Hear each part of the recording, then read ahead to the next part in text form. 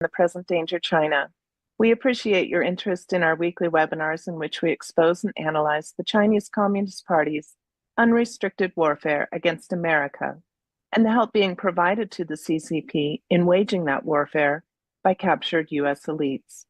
We encourage you to visit presentdangerchina.org for information on new programs, access to videos of our past webinars, and tons of other very valuable content. Please subscribe to our Substack at presentdangerchina.substack.com and follow us on X at CPDChina. For today's webinar, select the Q&A from your navigation bar to make comments or ask questions, and open up the chat for important resources we will share. Our moderator today is Frank Gaffney. Frank is president of the Institute for the American Future, vice chair for the Committee on the Present Danger China, and host of Securing America on Real America's Voice Network. Frank, let's get started. In 3, 2, 1. Thank you, Dee Dee, and welcome everyone to this edition of our weekly examination of the lines of attack of the Chinese Communist Party and its unrestricted warfare against our country. We are going to be talking about a line that is the product of years of effort by the CCP to affect not just America and its security interests, but also those of our very important ally on the Korean Peninsula, South Korea. This presentation, this conversation, is occasioned by the election on the 3rd of June of an individual who I think we will be discussing in considerable detail today in terms of his, background, his political leanings, his policy predilections. And in so doing, we will have an opportunity to take stock as to whether Lee Jae-myung was the winner of the election in South Korea for the presidency, or whether, in fact, it was his ally and enabler, Xi Jinping. We'll be talking about that against the backdrop of the Tiananmen Square massacre, which also was commemorated on the 3rd of June. It was, of course, a moment when the Chinese Communist Party snuffed the aspirations for freedom of its own people, demonstrated by the vast number that were in Tiananmen Square on the occasion, but also others around China, many of whom lost their lives as a result of the determined efforts of the Chinese Communist Party to crush that rebellion. This particular event in South Korea, of course, was bloodless, and yet it may prove to be as ominous as what the Chinese did to their people, because it will affect, as I said, not just the people of South Korea, but quite possibly people far beyond as well. We'll be talking about, among other things, the evidence that the Chinese may have had a hand in the election outcome in the election just completed.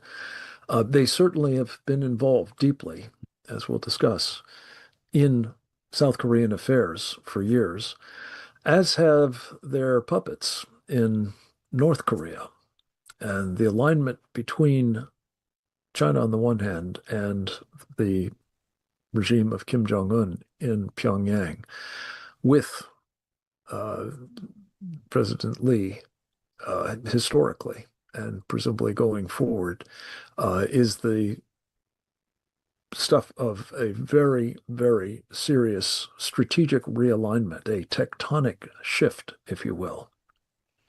And as with geological tectonic shifts, there may be some, tidal wave, tsunami elsewhere that will profoundly affect interests of the free world and in particular those of the United States, quite profoundly. We're going to examine all of that with another of our all-star casts. Many of those are men that are familiar contributors to these programs, for which we are very grateful indeed. We will also be, as we often do, taking some of their inputs via videotape. But we're going to start with a man who is certainly no stranger, one of our most faithful members of the Committee on the Present Danger China when it comes to his participations in these programs. And it's all the more laudable and appreciated that not infrequently it involves him being up in the wee hours of the morning, his time, on the other side of the world when we do these programs. His name is Colonel Grant Newsom, United States Marine Corps retired. I'm fond of pointing out that he has the distinction of having also served as a Foreign Service officer in the U.S. Embassy in Japan. He's been a businessman, an entrepreneur in East Asia for many years as well. He is these days a senior fellow of the Center for Security Policy and the author of an extraordinarily important and I think very well received best-selling book entitled When China Attacks, a Warning to America. Colonel Newsom has been forward deployed, not just in the region, but actually in South Korea in the days leading up to and shortly after the election. He was part of an important delegation, I think, supporting our friend Steve Bannon's reporting on what was happening in South Korea on the War Room pandemic program, also doing their level best to try to make sure that, to the extent one could, monitor at the very least, if not minimize the chances of electoral fraud in the course of this campaign. Colonel Newsom is going to tackle for us the question of who won this election, an eyewitness, in fact, as he was to Xi's win, I'm going to argue, how it happened, and where were we? Colonel Newsom, welcome back. The floor is yours, sir. Sure. Thanks for having me, Frank. I'll sort of get to the bottom of this, with the conclusion straight away. Was there fraud in the South Korean election that affected the outcome of it? In fact, determined the outcome of it? Yes, it was about as much as there would have been in an old Mayor Richard Daley Chicago. Probably a lot more, actually. It was that bad. And now look, work through this and give you a little background here. What you're seeing ultimately is an effort by a hardcore, committed, very ruthless South Korean radicals, leftist radicals, who see North Korea, who see China as the country that South Korea should be aligned to, and they don't like the U.S. South Korea relationship. They actually want to end it. It's an effort by these people to ultimately establish a one-party state. The election the other day was just the last step, or it was almost the last step towards that goal. It's not the end, but it got them pretty close by getting the one missing lever of power that they don't have, and that's the presidency. So you have to look at the election as a tool, towards a larger strategy by these hardcore radicals who are very close, have a great affinity to the People's Republic of China. And amazingly enough, at least for people who don't follow it much, they have a strong affinity for North Korea. But that election was high stakes for them and for everyone else. Well, they won the election, depending on how you determine it. Wasn't an honest election. Nothing that I saw suggested to me that it was. And actually, I've been following South Korean elections in detail since 2020. So this is the fourth one that I've seen. And you have the same problems raised by South Korean patriots who try to get the word out and who are very active in trying to monitor what's going on in their own country. And they have raised the same issues, presented similar evidence, in some cases even more evidence this time around, and they tried their best, but you can see what the outcome was. Now, when I said that the hardcore radicals in South Korea are trying to take over all the levers of power, if you actually step back, you will see from about 10 years ago, they have systematically gone about getting these elements of control, the organizations, the institutions that you use to control the country. And that includes in particular the media. They have completely neutered it. So there really is no honest investigative media in South Korea. They have got academia, of course, that's a given. The labor unions, the judiciary is heavily subverted. The police, the same thing. The National Intelligence Service, they've got problems as well. And they have put big business, Samsung, Lotte, these companies, they put them on notice that the government is going to run things, or at least is going to exert extreme control.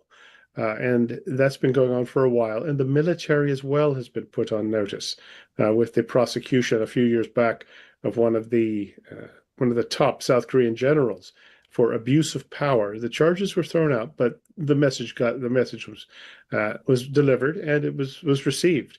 So there was only one thing left, as I said, and that was the presidency.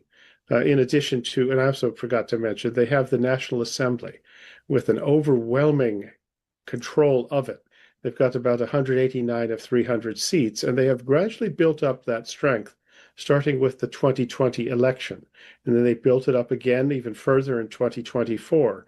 And as I noted, each of these elections has been marred by not just minor fraud, but I would say determinative electoral wrongdoing.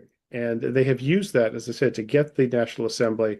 And when you have the National Assembly, which is like our Congress, when you have that in South Korea, you have a lot more power over the president, and you can pretty much handcuff him so that he cannot govern. He's got very little power if the National Assembly does not cooperate or uses its power. Actually, in the case of the most recent president, Yoon, who was impeached, they impeached him or his officials to almost 30 times in the 2 years he was in office.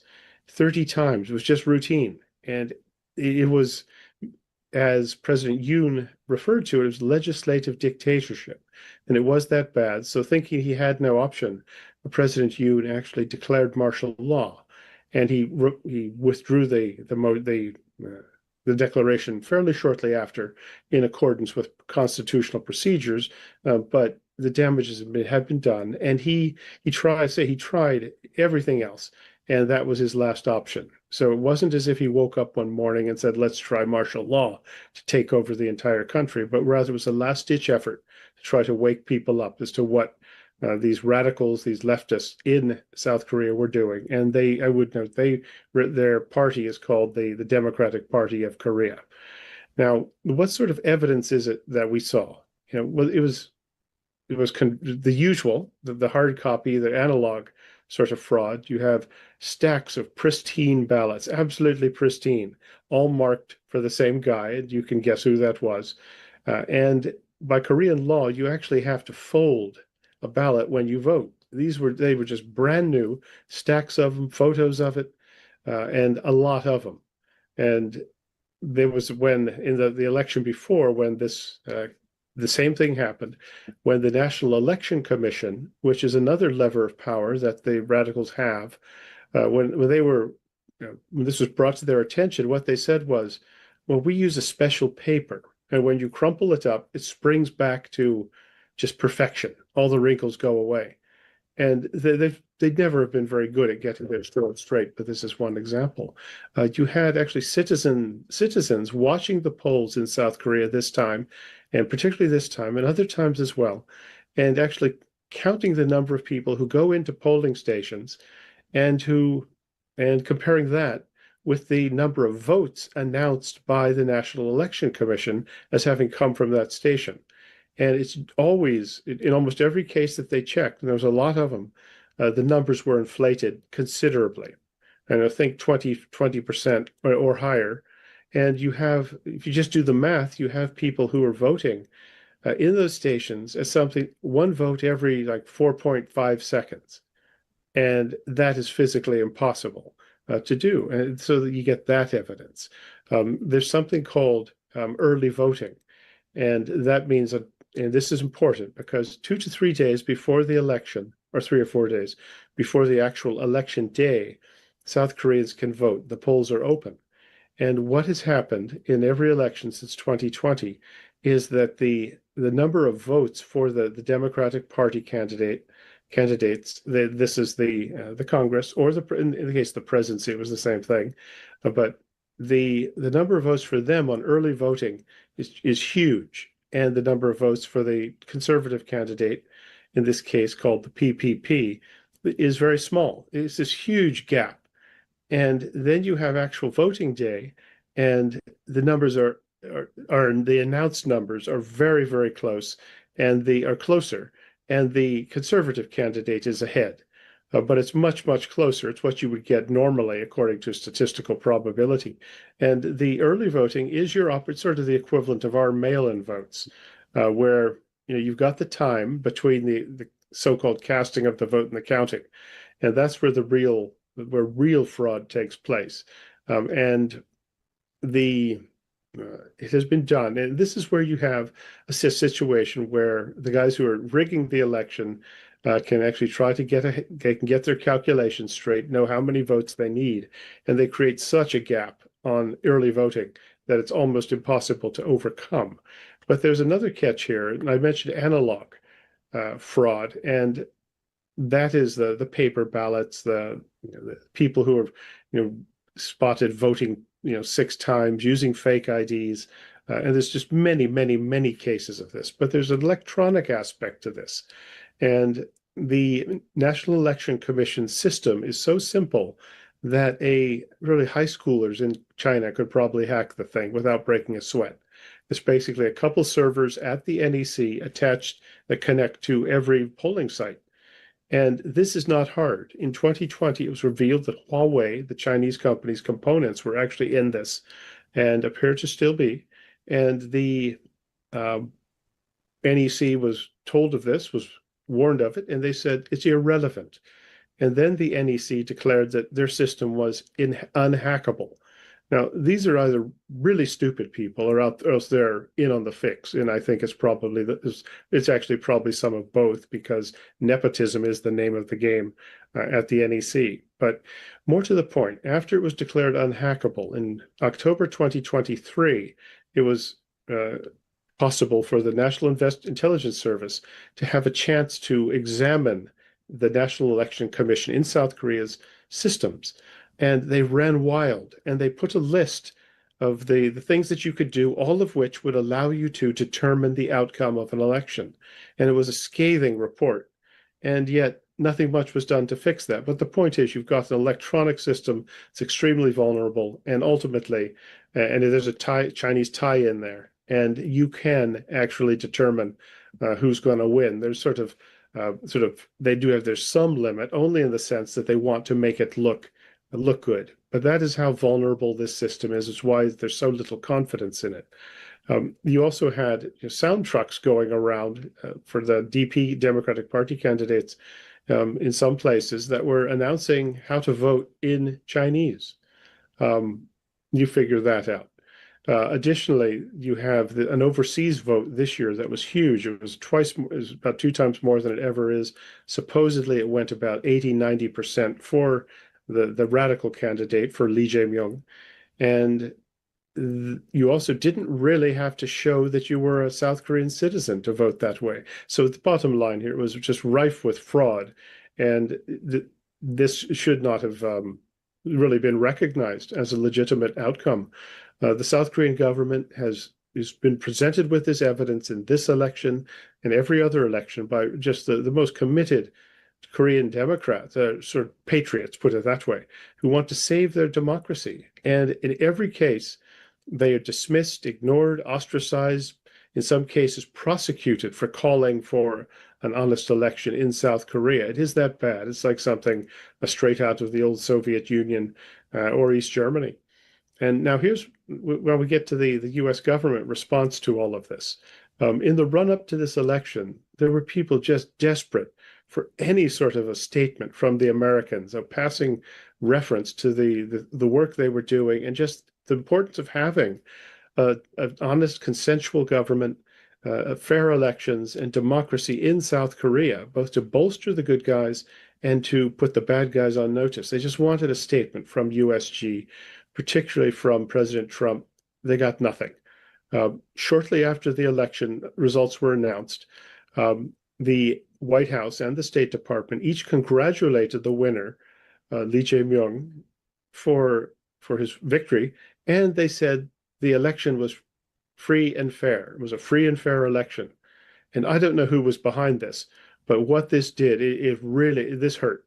It gives the government that won, the new administration that won by just clear fraud, it gives them the ability to say to anyone who challenges them in South Korea, well, look, the US government said it was free and fair. I don't know why they said this. They certainly did not examine any evidence. And maybe there's another South Korea out there that I've never heard of. But this was a huge misstep. And I really cannot overstate. It's going to be hard to recover from it. I think there's things that you can do. But this was, to put it mildly, disappointing. It's something I would have expected actually from the so-called adults of the previous administration. But this one, they did not perform well at all. And I feel sorry for the South Koreans who were defending their country, wanted nothing more than just a couple words of sort of appreciation from the administration, and they got nothing. So there we are. And that sets up some of the background, and I can answer later more specific questions. But what you saw here, I hope it wasn't the last step in a South Korean democracy. From now on, yes, there'll be elections, but you know how they're going to end. You have the leftists in control, the leaders of power, particularly the National Assembly and the presidency. And the rest of South Korea is very worried. But we'll see what happens. They may not sit quietly and go down without a fight. So thanks very much, Frank. Thank you, Colonel Newsham. As always, an extraordinarily detailed and insightful analysis, born of your firsthand field investigation, not least. I think your point about it being rife with fraud and something that might have been attenuated by engagement by the United States is indeed of surpassing importance, and we'll visit with you about that a bit more in a moment. Before we do, though, we're going to turn next to another of our very frequent contributors to these programs.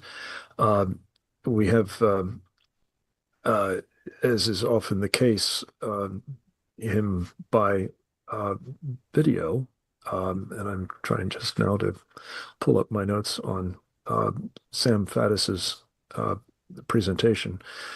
Sam is, of course, a recovering Central Intelligence Agency undercover operative. I don't mean that facetiously. I mean that he has been in from the cold for some time, but distinguished himself for some 20 years, working in some very dangerous places on behalf of our country, and has been as mindful and as, I think, astute about what's happened to the intelligence capabilities of this country in the period, particularly, I think, since he came back out of public service and into the private realm. His current gig is the really incredibly helpful online resource called And Magazine. You can find it at substack.com. It is a kind of running commentary and analysis on many of the topics that we address here, and we are profoundly grateful for his work in that space. We have asked Sam to talk a bit about both what has gone on in this election in South Korea, but also the failure of the intelligence community to at a minimum, provide the kind of insights into what was coming down, it appears, so that policymakers might have mobilized themselves to make the sort of statement that Colonel Newsham referred to. That's the best case. The worst case is that they are now in such a dire state that they were unable to play the kind of role that, as he'll talk about, the agency, even in its formative moments, did in trying to preserve the free world in the face of Soviet efforts to take it down, notably in Italy in 1948. Let's go to Sam Faddis on the question of beyond repair, the appalling state of U.S. covert capabilities and the real-world cost of allowing them to atrophy in time of war. This is a clip from an interview that I did with him for our Securing America program this morning. As you'll see, I'm a minute at the back end, but it's a very, very insightful discussion of these important aspects of the problem. Over to Sam Faddis and Snape now. When we talk about what just happened in South Korea, right, these elections, from the context of, I look at it in sort of through the lens of what's it telling us about our human intelligence capabilities, both in the sense of collection and in the sense of influencing events on the ground. And, you know, up front, not suggesting we should be in the business of stealing elections and installing puppets, but the point is, I think what we're looking at is somebody else has done that pretty effectively in South Korea, right under our noses. We're watching the Chinese communists do that. We have watched them. So what's that tell us about our capabilities, our intelligence capabilities, and, you know, more specifically, the Central Intelligence Agency? Because this whole business of what would technically be covert action countering Chinese efforts is precisely in their wheelhouse, right? Where I think it puts us is this: it's crunch time, right? It's reality has intruded.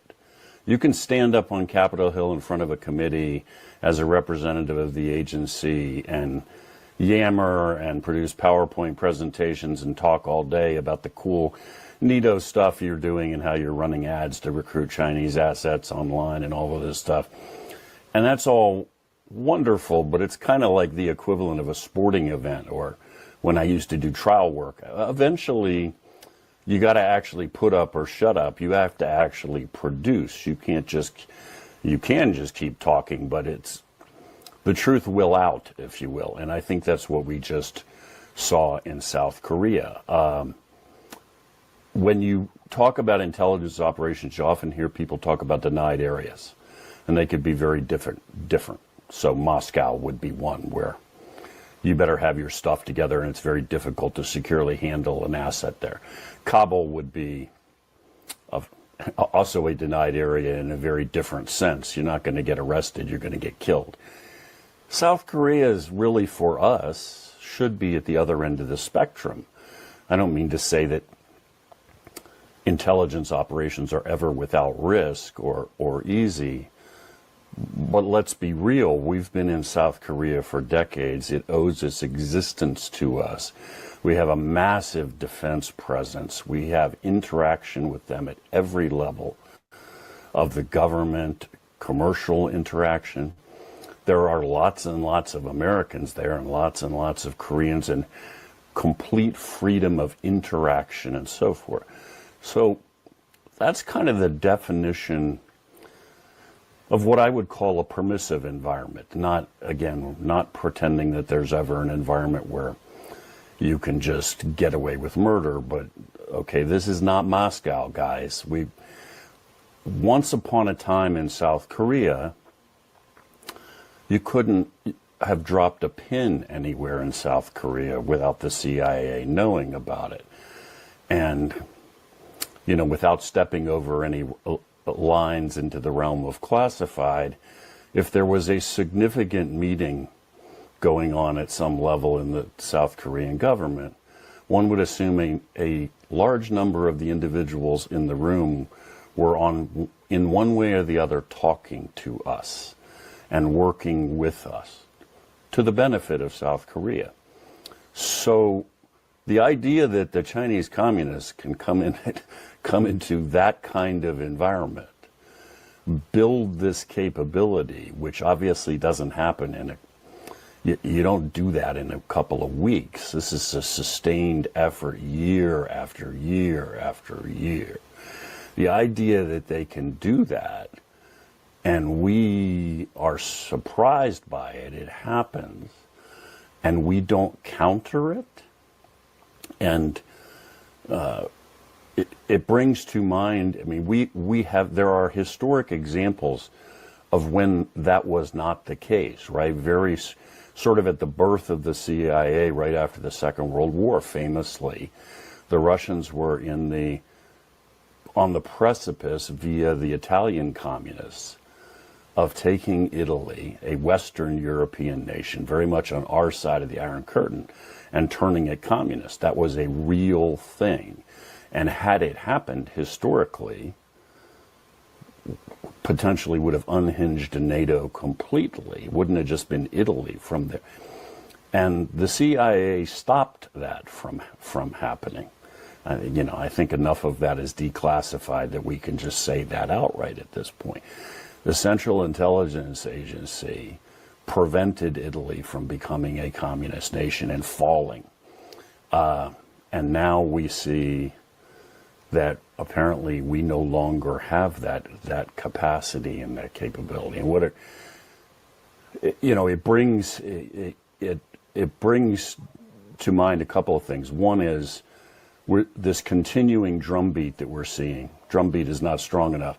This continuing is yet another example of the extent to which the Chinese have established what amounts to this covert action capability. And they're using it inside the United States. And then how we're not responding to this. There's no counter to this. We're not effectively standing up. I think it ought to set off alarm bells, I guess, where I would leave this is not just in regard to South Korea, which, good Lord, that's already catastrophic enough to our defense posture in all of East Asia and so forth. But if this kind of thing is possible in South Korea, good Lord, we are really flat on our backs worldwide. So who knows what else is about to happen to us. I would hope we are going to see a dramatic reaction. I will hope that is the case. Right now, I have not seen the signs that we have awakened and that we're doing anything significant at CIA, but we need to in a hurry. Would you assess that perhaps because the CIA's condition, policymakers in the Trump administration did not adequately understand what was at stake here and the possibility of losing South Korea? I think you're exactly right. That the Chinese just did this to us in South Korea, and we not only didn't counter it, we didn't know it was going to happen, which is devastating.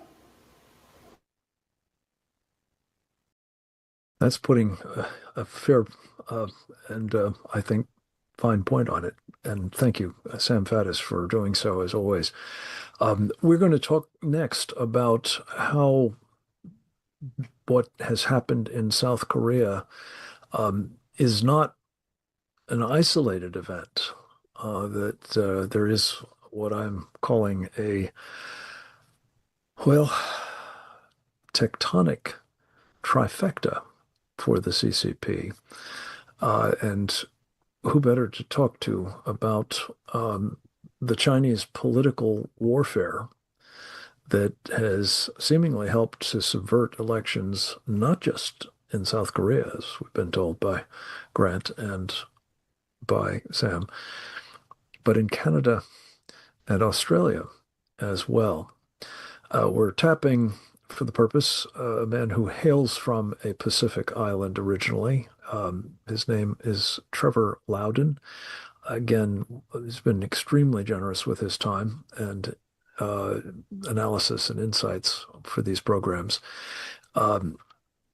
He is from New Zealand originally. He has made his life's work to try to save his adopted country, the United States, most especially by bringing to bear his deep understanding and encyclopedic knowledge about enemies within. That's the title of a book and film he's made. Enemies Within the Church is another film. He's got several other important books to his credit, multi-volume sets about the United States Senate entitled Security Risks Senators, and the House of Representatives entitled House Un-Americans. His most recent book is actually about Australia, one of the topics we've asked him to address. Comrade Prime Minister is its title, about the history of Anthony Albanese's 40-year alliance with communism, including that of China. The specific request is that that Trevor will take a look at the possibility that as those plates have shifted tectonically, we may see, as I mentioned earlier, something of a tsunami that might perhaps engulf Taiwan and maybe even us. Trevor Loudon, welcome back. It's so good to have you, sir. Glad to turn the floor over to you now. Well, thanks very much, Frank. And I want to concur with Sam's point. The CIA is not only not countering the communist takeover of several friendly countries, not just South Korea, but doesn't even seem to be aware of it, or if it is being prevented in passing that information on to the president. And I will deal with that later in my talk. But Canada, for a start. Okay, Canada, the Canadian Security Intelligence Service released a report in 2009 saying the Chinese Communist Party at that point had taken over the state governments of both British Columbia and Alberta, Canada's richest provinces. So they had that much control back in 2009 because there was a massive influx of Hong Kong Chinese into British Columbia and Alberta after Hong Kong was turned over to China in 1997, I think it was. And that brought with them the communists and organized crime, who are basically in partnership now. There was much controversy, not the last election, but the election before in Canada, about 20 Canadian seats where Chinese students were illegally voting in favor of Justin Trudeau's Liberal Party. And there was credible reports that the Chinese students and the Chinese poll watchers in those districts were basically flipped 20 seats in Trudeau's direction at that time. Now you have Prime Minister Carney, who is making some strong noises against China, but he's an alumni, a very senior official of the World Economic Forum, which is completely in China's pocket, and is a very hardcore leftist in his own right. Now, President Trump was not warned about this because President Trump, at the beginning of this year, it became clear that Justin Trudeau was on the way out. He was extremely unpopular, and Poilievre, the Conservative candidate, was leading by 20 points in Canada. Now, so then Trudeau is ousted, Carney takes over, and President Trump endorses Carney, and then basically gets in a big fight with Canada about making Canada the 51st state and putting big tariffs on Canada. That flipped the election absolutely beyond doubt to the Liberals, to the left. So now, because President Trump had no sound advice on this, he endorsed the bad guy and did things that helped flip the election, which was certain to be won by the Conservative, into the Chinese camp. So that's Canada. Now, Mexico, by the way, has had two communist presidents in a row, Obrador and now Sheinbaum, And I don't think President Trump is remotely aware that either of these people are or are communists. So, you know, they are very friendly to China, very friendly to Russia, Hezbollah, whatever. They might be being nice to Trump now, because Sheinbaum might be nice because she has to be, but they will betray us in any chance they get. But going to Australia, now I wrote my book, and I hope people will get it. It's called Comrade Prime Minister Anthony Albanese's 40-year alliance with Australian communism. Now, Anthony Albanese is not a liberal. He's not a progressive. He's not even a socialist. He's a hardcore communist as Che Guevara. He's been active with the communist movement in Australia for 40 years, first the Communist Party of Australia, then the Communist Party's succeeding organisation, which is called the Search Foundation. And he has their people all around him as chief of staff. The second or third most powerful man in Australia is a Search Foundation member. Most of his cabinet are Marxists, including Penny Wong, a Chinese, Malaysian, Australian, who is as radical as he is and loves China like you wouldn't believe, and is dragging Australia into the Chinese orbit.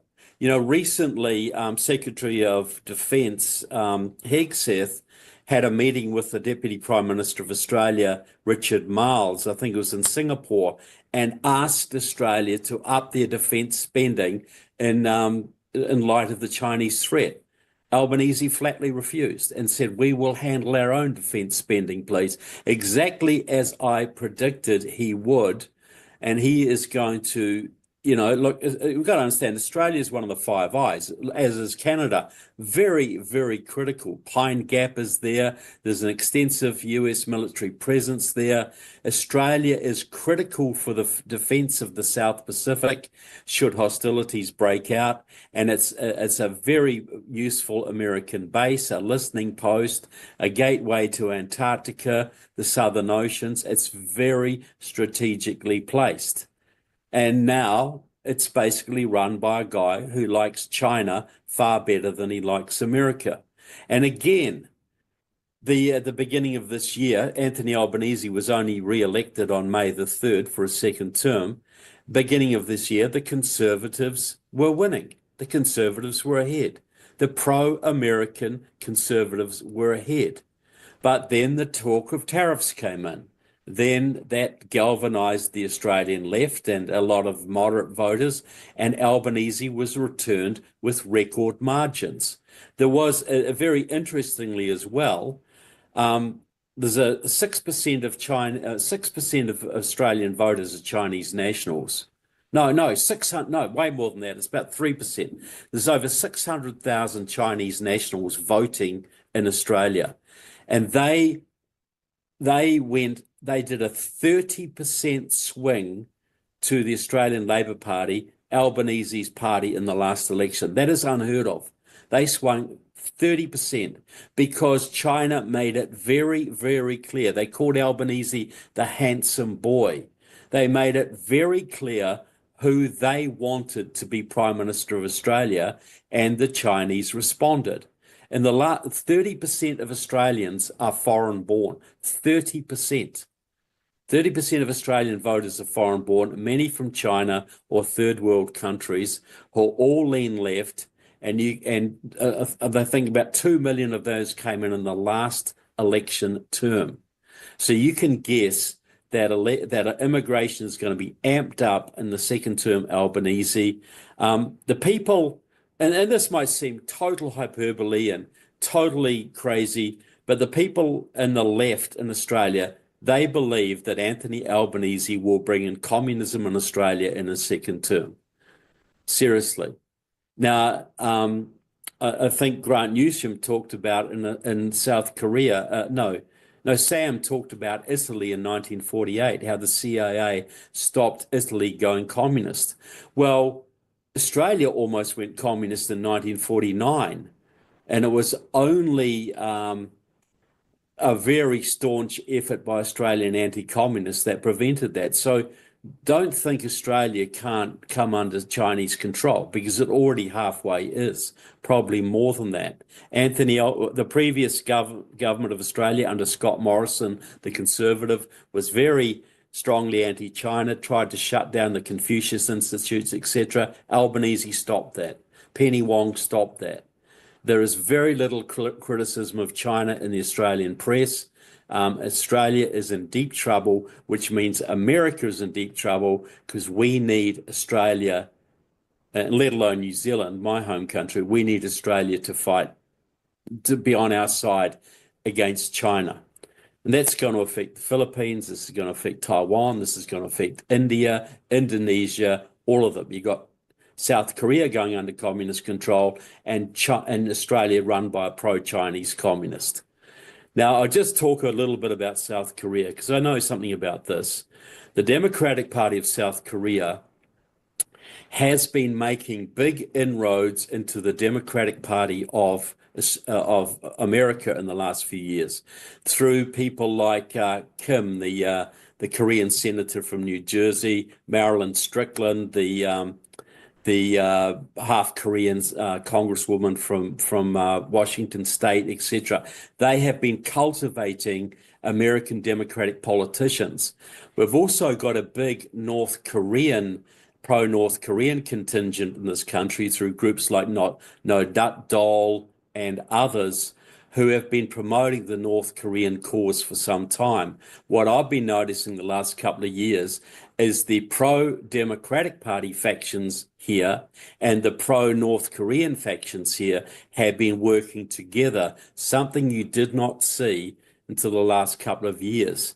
And I'll just mention that the head of the pro-North Korean faction here is a woman called Christine Ahn, very strong lobbyist. She's been to North Korea multiple times, lobbies congressmen all the time.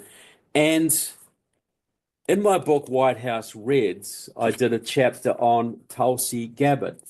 And here is, you won't see it here, but here's a picture of Tulsi Gabbard with Christine Ahn, the North Korean agent. And there are other pictures in the book. There is a relationship between Tulsi Gabbard, who is now Trump's Director of National Intelligence, and Christine Ahn, as Tulsi Gabbard has also had connections to Venezuelans, to all sorts of foreign hostile actors.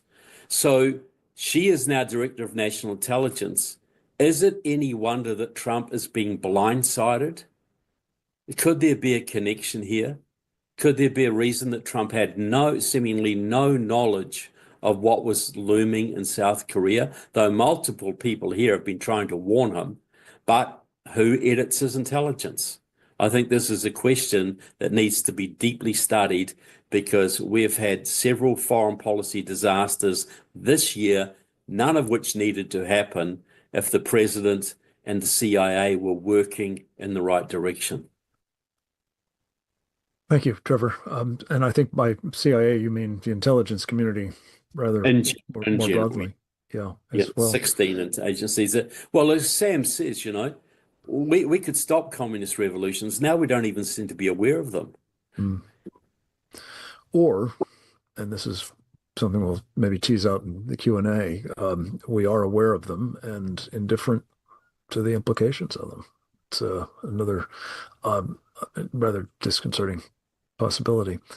Our final presenter, also a very familiar face of these programs, is Captain James Fennell, United States Navy retired. He has been, in the course of his distinguished naval intelligence career, the chief of intelligence and information operations for the U.S. Pacific Fleet. He is now with the Geneva Center for Security Policy, and a very active participant in the public policy debate about all of these issues, notably in his role as a Committee on the Present Danger China member, contributor to Steve Bannon's program War Room, and of course mine as well. Indeed, the video that we're going to see with him is from an interview that we did yesterday, I believe, on, among other things, this issue of South Korea, and specifically, what do we do now?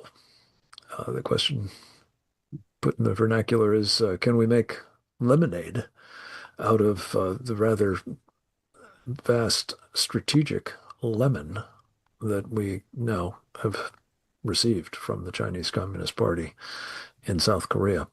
Let's go to the videotape with Captain Fennell at this point.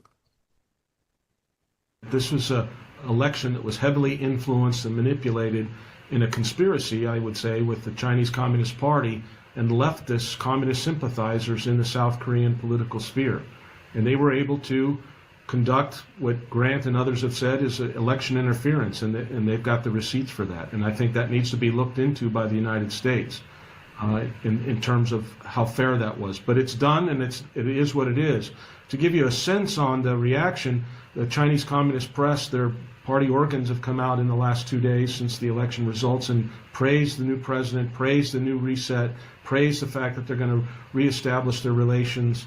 The Korea Herald, which is a left-leaning newspaper in Seoul, said they noted previously that Lee's diplomatic pragmatism has signaled, quote, a reset of strategic compass for the country's foreign and North Korea policy, suggesting that he rejected being, quote, boxed into binary choices.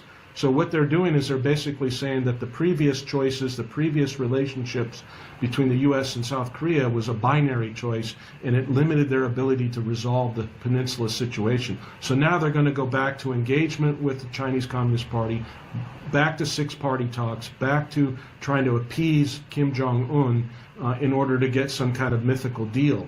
And we know over time that that's not worked. And what jumped out to me in the reading of the news and whatnot was that it was only since 1992 that South Korea recognized Communist China. Since we switched recognition in 1979, but South Korea waited until 1992. And now here in the space of just 33 years, we've gone from a country that was a staunch U.S. ally that had close to, at that time, 50,000+ American soldiers and sailors and airmen on the peninsula defending them against North Korea and Kim Jong-un's father and grandfather. But now we have an administration that's seeking to say, yeah, let's forget all that because that didn't work, and let's try to make some agreement. And they've done that in the past, and at each time that they've done that, we've seen the North Koreans react aggressively, build up their nuclear arsenal and capabilities, build up their military, and we know that the Chinese Communist Party is engaged with Russia to help foment this. So what you have now is a real threat that the ultimate goal of Xi and the Chinese Communist Party is to drive the U.S. military out of Asia, to drive us back to Hawaii and back to the West Coast so that they can dominate the global economy, they can dominate all of our allies, and we become a vassal state in some way if they allow us that.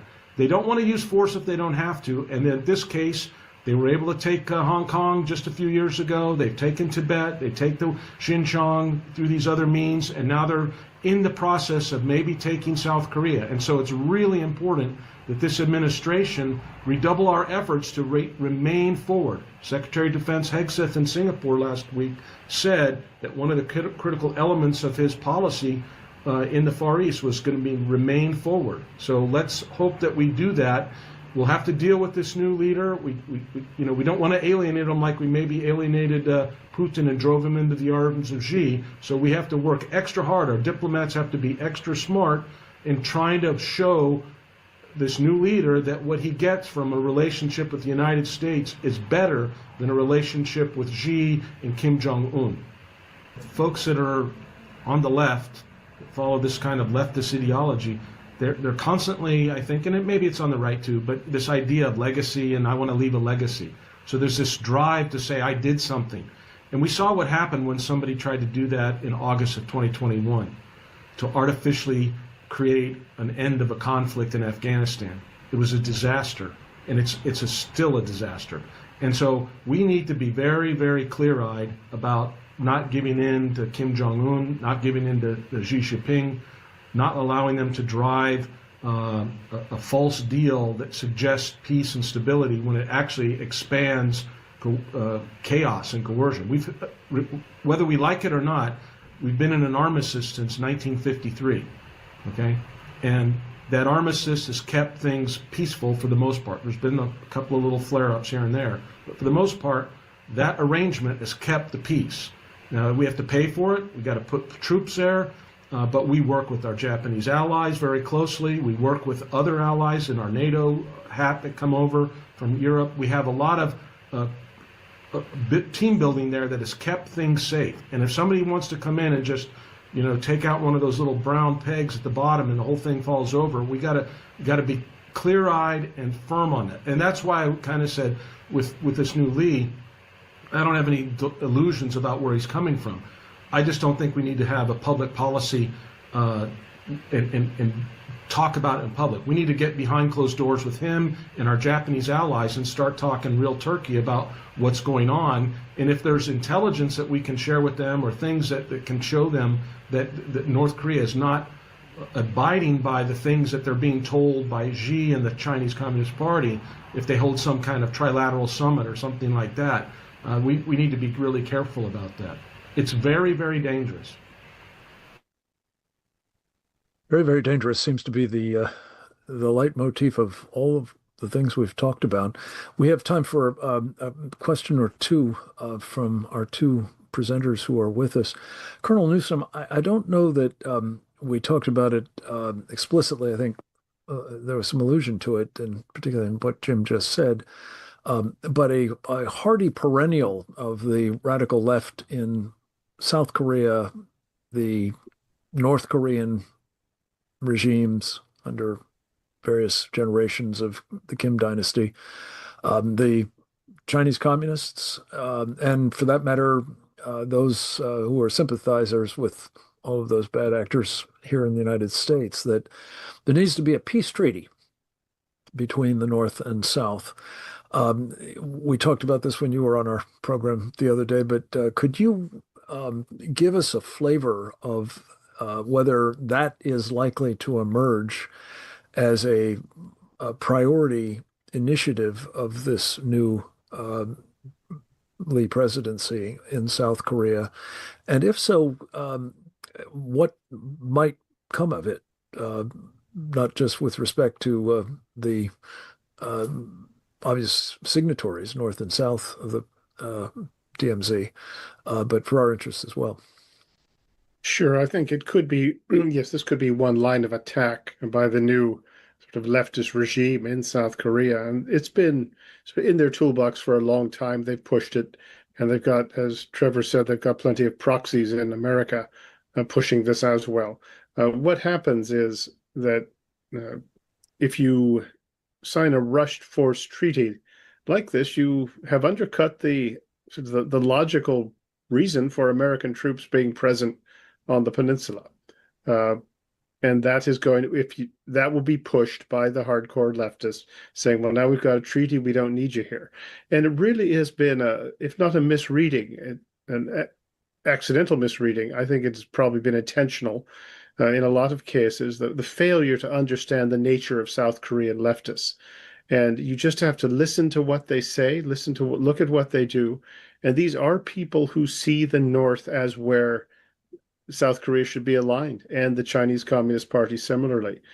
We have just pretended, oh, they're just left, just liberals or on the left side of the spectrum. These are hardcore people, and they are hell-bent on taking the country where most people don't want the country to go. And they have already, and it's important to note this as well, that they have already started the pogrom against their opponents on the conservative side of the spectrum.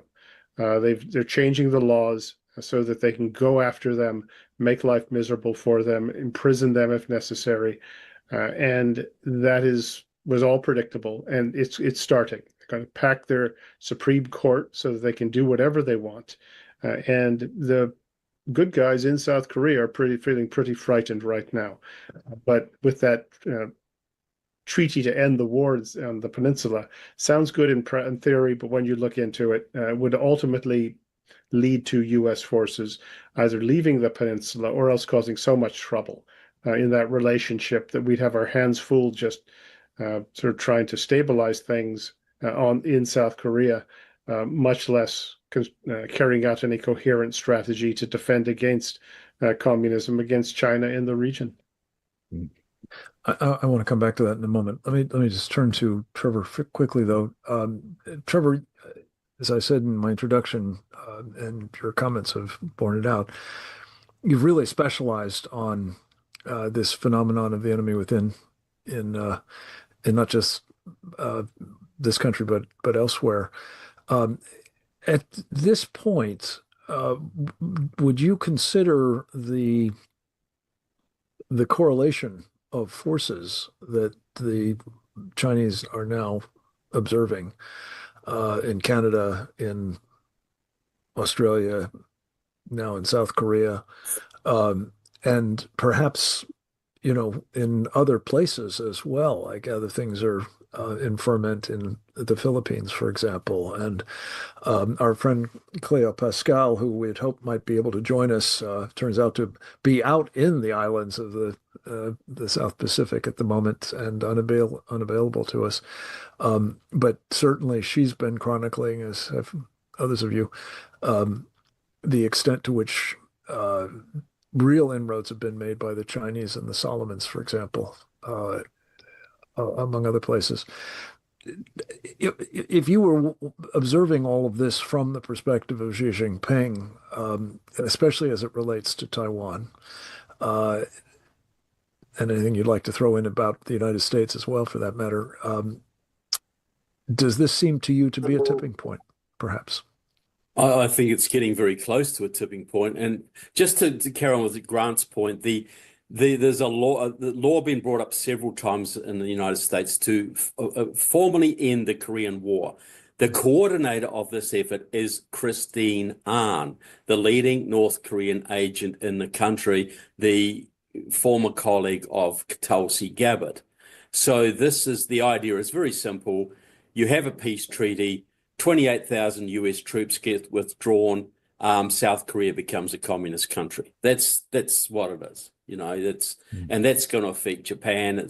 The other thing is, Taiwan only didn't elect the Kuomintang the other day, last election. The Kuomintang is a pro-Chinese party in South Korea because in Taiwan because of vote splitting. The two pro-China parties split, allowing the anti-China party to come through. Well, we can't guarantee that's going to happen again. Mm-hmm. So Taiwan could fall just like South Korea is right now. There's a huge communist party in Japan, massive, which has huge influence as well. Just like in Israel, there's a massive communist party in Israel too, which is sabotaging Israel all of the time. But Fiji is pretty much under Chinese control. Most of the Pacific, Samoa is heavily under Chinese influence. So is Vanuatu. So is New Zealand. And the Cook Islands, which is 1,000 miles from New Zealand and technically part of New Zealand, just signed, against the wishes of the New Zealand government, a massive minerals exploration deal with China, giving them control over 1,000 miles of seabed around the Cook Islands, or access to 1,000 miles, which is going to expand the Chinese presence in the South Pacific tremendously. So if you add up the dominoes, you've got huge Chinese presence in Mexico, you've got huge Chinese presence in Canada, South Korea, big communist presence in Japan, big Chinese presence in Taiwan. Australia's problematic. New Zealand is slightly problematic, and many of the Pacific Islands are highly problematic. And Philippines has also got a big problem with a major Chinese-backed communist insurrection going on there. So unless we get proactive in turning the tide here, unless President Trump is out loud pushing this back, we're going to lose domino after domino after domino and not even be aware of it half the time. Very, very daunting prospect there. Grant, you have spent a lot of time in Japan, serving there, as I mentioned earlier, I think both in the Marine Corps as well as in the embassy, as in business. Trevor's just described potential fifth column, I guess I'd put it that way, a communist party in Japan. More generally, especially given the very, very profound hostility of President Lee to the Japanese, would you anticipate that they're calculating that maybe this is a time for a separate peace, or are they likely to be further fortified by the prospect of these dynamics that Trevor's just described? Well, I think the Japanese are once again pulling their hair out over what goes on with the Koreans. They would like to get along better with South Korea. At least I'd say the sensible part of Japan's ruling class. They would like to, and it's really up to South Korea. But this is going to be used. The Japan thing is going to be used by South Korea's leftists really to pillory anyone who tries to say, well, let's get along with the Japanese. It's always used effectively as a political tool. And the progress that has been made in recent years with the South Koreans and the Japanese getting along better and cooperating militarily and on the intelligence front, I think that is all very much at risk. It's worth noting that when President Yoon, the previous conservative president, was impeached, the original charges, one of the big ones was he was too nice to Japan. And that gives you something of how this new government is going to play things. One thing about Japan that's worth noting is that with the citizenry, there's a real sort of dislike of China. But in the ruling class, the subversion is immense, and particularly in the political class. I would just throw out a figure, maybe 40% of Japan's Diet, which is their Congress, has probably got closer ties to China than should be the case. There's been instances where Japanese lawmakers, large numbers of them, go over onto China on study tours. And you can guess what comes out of that. So that's a huge problem there. Additionally, there's Japanese officialdom, the business class as well, which is pretty darn soft on China and thinks that Japan should give them what they want.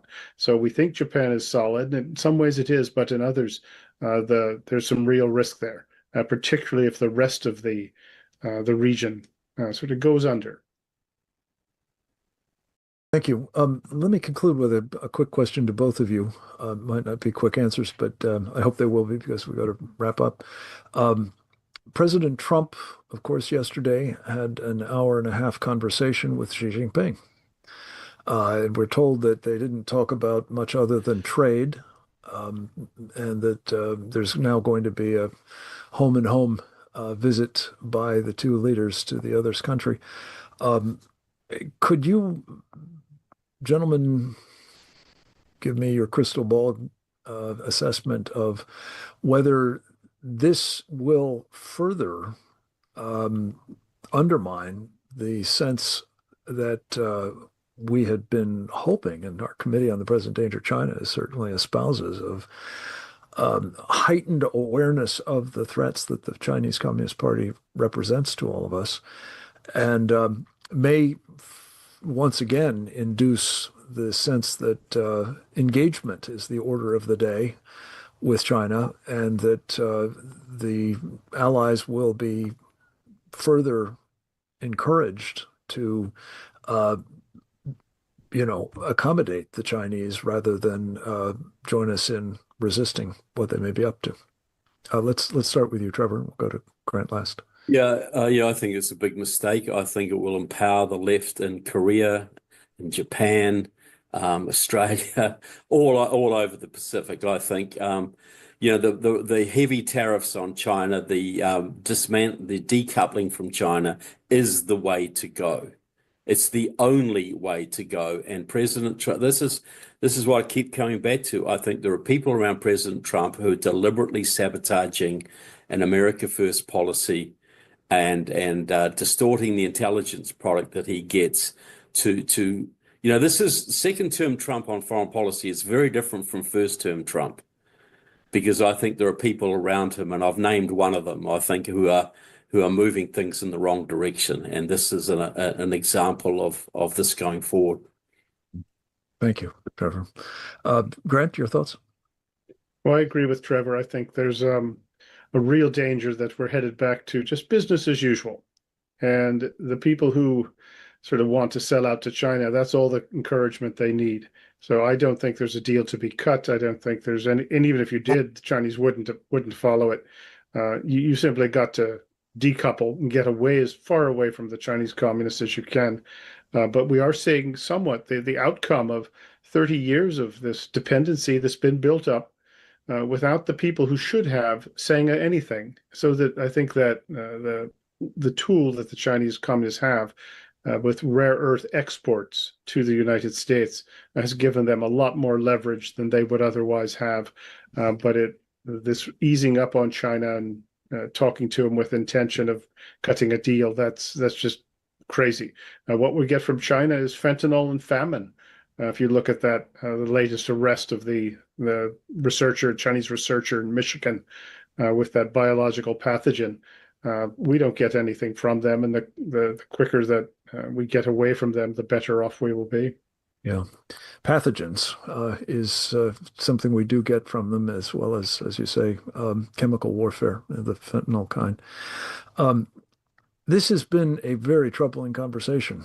Often, I'm afraid the insights that we provide are worrying. We think it's important that they be shared, however, with the American people, because knowing what we're up against offers us an opportunity to make informed decisions about how to proceed. The willful blindness problem, which has been mentioned here several times, is going to contribute, I'm afraid, to very dismal policy failures and possibly very serious strategic consequences. I'm much given to say that at the moment, the definition of the term America First seems to be increasingly up for grabs.